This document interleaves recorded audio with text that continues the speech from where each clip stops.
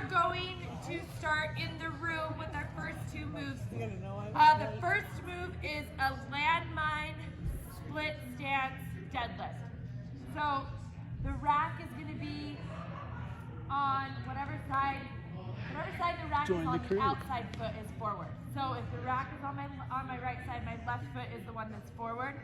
And I'm going to grab that landmine, okay, and I'm just deadlifting up. This is more of a straight leg deadlift, so we're going to be hinging more at our waist and getting into that hamstring. When you feel that stretching that hamstring, that's your stopping point, and then you're going to come up.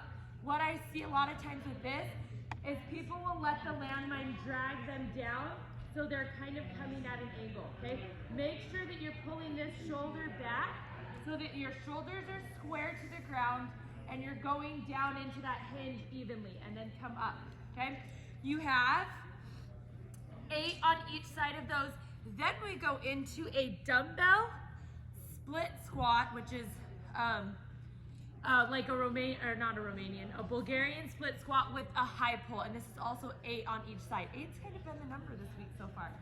So you're gonna have one foot on the box. Don't go too far out from the box. Split squats have kind of been like a thing for me lately because I'm terrible at them, but you don't want to get too far from the box because you want bend in this back knee. So you're almost thinking of pushing this back knee towards the box, and that is what's driving you down towards the ground.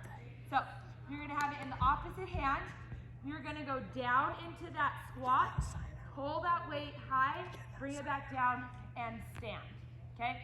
When you stand, you're driving through the heel of that forward foot and coming straight up. Here, pull, and come up. If you still feel a lot of tension in this back leg, even with it bent, try bringing your body forward just a little bit, and you'll feel it more in that glute when you do it, okay? So it's not a bend or rounding of the shoulders, it's a dropping into that hip and just bringing that chest forward a little bit, and then stand, okay? So that high pull is at the bottom. You have 8 of those, then we come out, or no, the third one is in there too. We have a dumbbell overhead holds with a row. So we've got bands connected to the racks. The rack is in front of you. Whatever knee is forward, that's the arm that's holding that weight statically above you as you're rowing that band back, okay? You wanna make sure there is a good amount of tension on that band as you row. So start out with that band pretty stretched, got good tension even when you're in this fully extended position, so that when you row, you can really pull into that lat in the back, okay? So those 3 are in there. The deadlift, the split squat, and the row holding the weight. Then you come out here and you have an inchworm plank with a tuck jump. 5 or 6, okay? So we're gonna stretch out those hamstrings. We're gonna inchworm out, okay? You can add a push-up if you really feel like your heart wants to, or just inchworm back in, and then from here, tuck jump, land nice and soft again, letting those knees absorb some of that landing, and then inchworm out again, okay? Push up or not, come back in, and tuck jump. 5 or 6 of those. Then we just end this circuit 1 with a farmer carry, okay? Making sure, I say it every time, that this move starts when you pick the kettlebells up. So use your legs, get that back nice and flat, pull those shoulders back, pick up those kettlebells, walk down and back. Same mechanics when you put them down, okay? So you have blue to white and back once. That is circuit 1. Circuit 2 starts over here with a rotational plate shoulder raise. So you're gonna hold the plate kind of like this. It's gonna be down.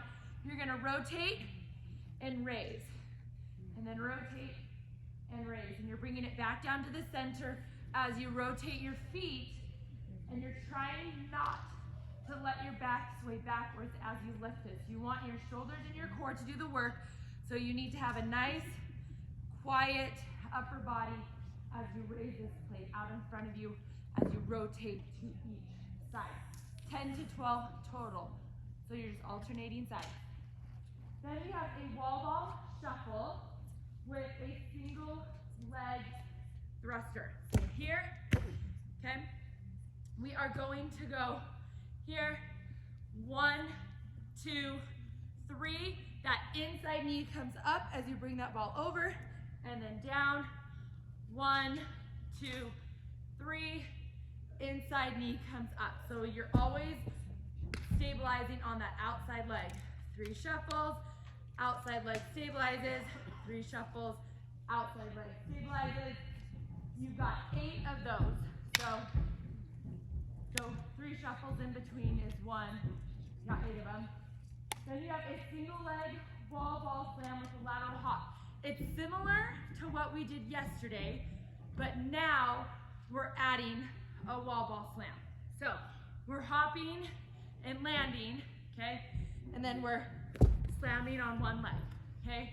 Hop, up, slam on one leg. Again, that inside leg is the one that's going back. So I'm stabilizing on that outside leg. So today, we're adding a slam. 8 to 10, then we have a plank under toe touch.